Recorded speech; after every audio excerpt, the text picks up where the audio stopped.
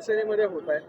अशी चर्चा आहे की काही बडे स्थानिक जे नेते आहेत ते देखील आता तुमच्यासोबत येणार आहेत आणि उपमुख्यमंत्री एकनाथ शिंदे यांच्या उपस्थितीमध्ये पक्षप्रवेश हा होऊ शकतो. धमाका कधी पाहायला मिळणार साहेब?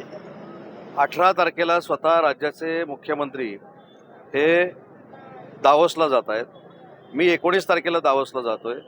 मी 24 तारखेला परत येणार आहे. त्याच्यामुळे 24 तारखेपर्यंत आपण वाट बघावी. आपल्याला अपेक्षित असलेला आणि जनतेला अपेक्षित असलेला उभाटाचा फार मोठा पक्षप्रवेश हा पुढच्या 8 दिवसामध्ये होणार आहे. आता शिल्लक आहे ते संगमेश्वर आणि विशेषतः रत्नागिरीमध्ये हे प्रवेश असतील. आता शिल्लक हा शब्द तुम्ही वापरलेला आहे, मी नाही. पण मी परवा देखील 15 दिवसापूर्वी असं सांगितलं होतं की ज्या पद्धतीनं महाराष्ट्राच्या राजकारणाची दिशा बदललेली आहे, आम्हाला गद्दार म्हणणाऱ्यांना आता असं वाटतंय की आम्ही खरे सच्चे होतो. आम्ही ज्या ठिकाणी राहिलो ते काँग्रेसबरोबर गेल्यामुळं खरी परिस्थिती आमची तशी आहे. त्याच्यामुळे हे सगळं रिअलाईज झाल्यामुळे सगळी लोक हे उभाठामधनं आमच्याकडे येत आहेत.